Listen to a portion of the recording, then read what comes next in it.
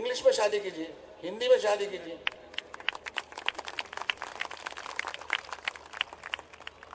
अगर हम उस बात के ऊपर विवाद करते हैं कि संस्कृत हमको बच्चों को नहीं पढ़ानी है, तो फिर ये भाग नहीं होना चाहिए।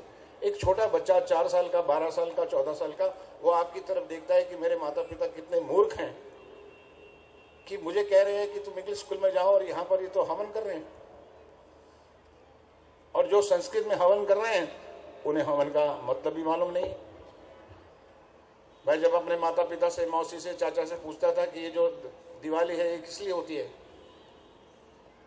एक मौसी ने कहा राम राज्य के लिए होती है, दूसरे ने कहा लक्ष्मी की पूजा होती है, तीसरे ने बोला कुछ और, चारों मौसी ने कहा। और जब मैं गुस्से में बोला कि मेरे को एक मतलब बताओ, तो कहने लगे तू बहुत बोलता है आजकल, चल पूजा कर। मान्यता है हमारी, ये मान्यता वर्ड ने, बुजुर्गों ने कहा है, ये 2 वर्ड के ऊपर हम लोग पुश्तों से एक दूसरे को बेवकूफ बना रहे हैं, दर बदर बेवकूफ बनाते जा रहे हैं, बता जा रहे हैं, क्योंकि हमको भी मालूम नहीं कि बच्चों को क्या बोलना है। हमको भी नहीं पता है कि विसर्जन क्यों होता है, हमें भी नहीं मालूम था कि गणेश जी कौन है।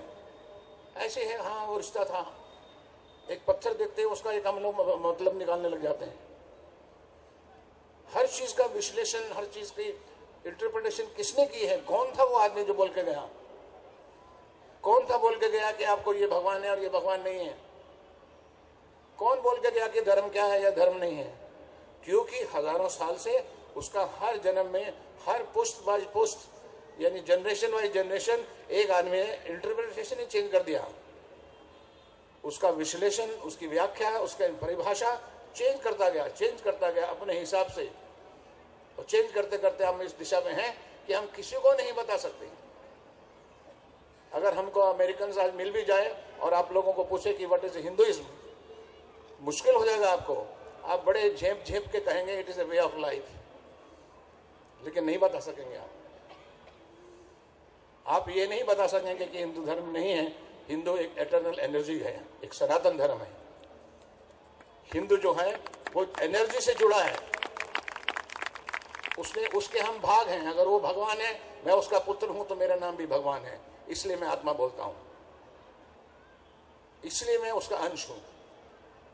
ये जितनी भी देवी देवताओं के रूप हम लोगों ने, बुजुर्गों ने बनाए सदियों पहले, वो एनर्जीज के नाम थे।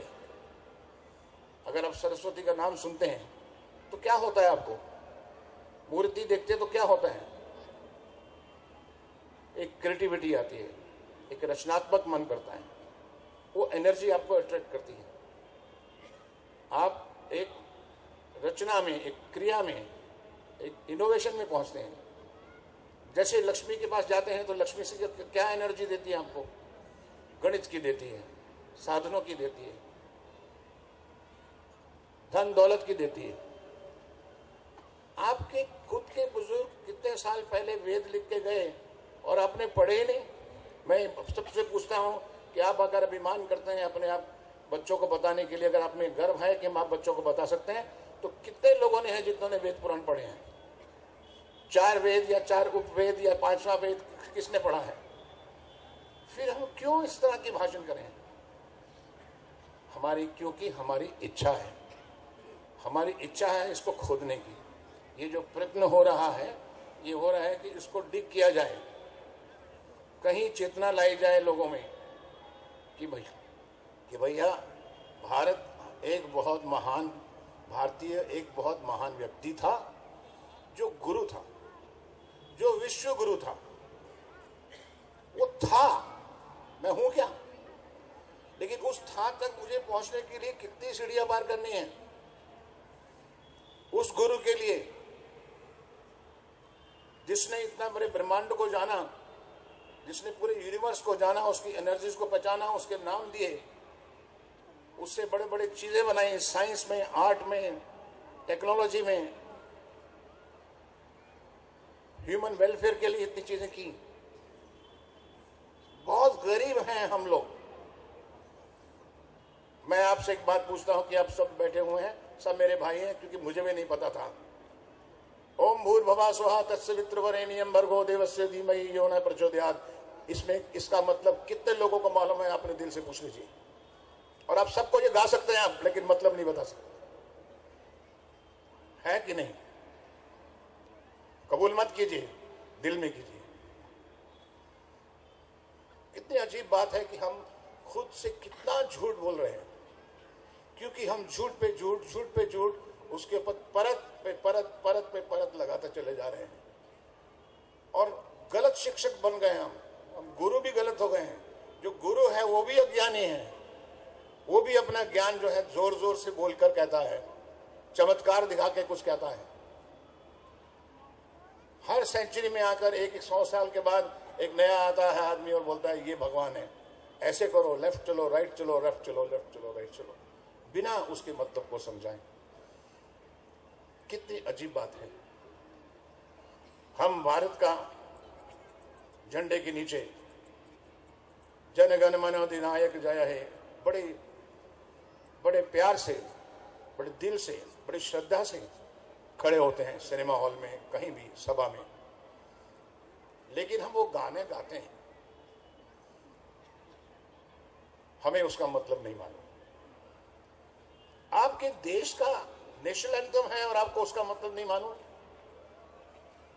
थोड़ी ताली तो बजा दीजिए। अपने पे हंसना अच्छा होता है, हंस दीजिए। हमें अच्छे शिक्षक, नए शिक्षक, क्योंकि हमें शिक्षा नहीं दी गई। हमारे पिताजी दादाजी को भी शिक्षा उसी तरह से, जो कि गरीब आदमी को कहा जाता है कि तू वहां बैठ जा, उस सामने एक मूर्त है, उसको देखता रहे, बस तेरा जीवन यहां सफल हो जाएगा, तो ही मर जा, आगे कुछ मत कर। आज की टेक्नोलॉजी में हम लोग बोलते हैं कि भारत ये है, भारत वो है, भारत ये है। मेरे पास एक मोबाइल है, मैं मोबाइल को मैं 2 दिन में सीख सकता हूँ ये कैसे चलता है, 6 महीने के अंदर मैं उसकी इंजीनियर बन सकता हूँ। लेकिन क्या भारत में किसी ने मोबाइल का डिजाइन किया है?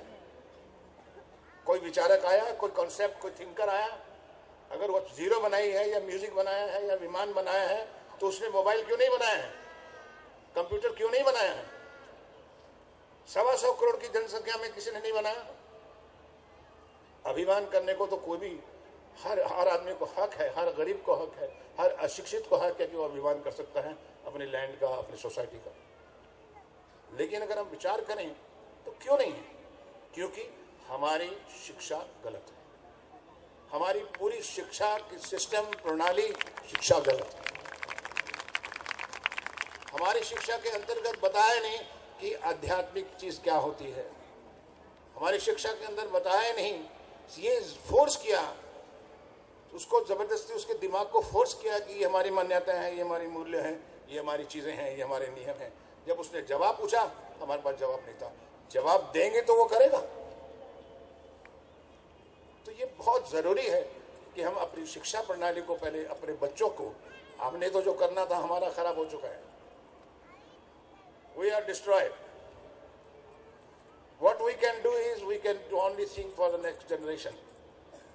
अपने छोटे छोटे बच्चों को पहले समझाने की कोशिश करो, उसका हर चीज का अर्थ समझाने की कोशिश करो। पूजा का क्या अर्थ है, धर्म का क्या अर्थ है, नीति का क्या अर्थ है, पानी का क्या अर्थ है, समाज का क्या अर्थ है। मैं जब भी स्कूलों में जाता हूँ या यूनिवर्सिटी में जाता हूँ, मैं पहला सवाल उनसे पूछता हूँ